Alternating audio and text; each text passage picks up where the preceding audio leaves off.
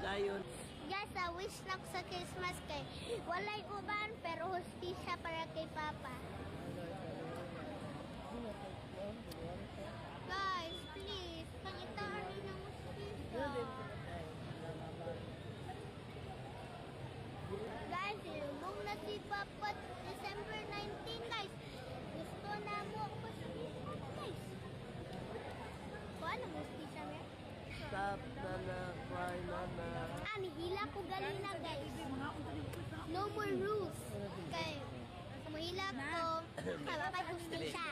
I-pray na ito si Papa. Pero say, kita ka, basta mag-ibola.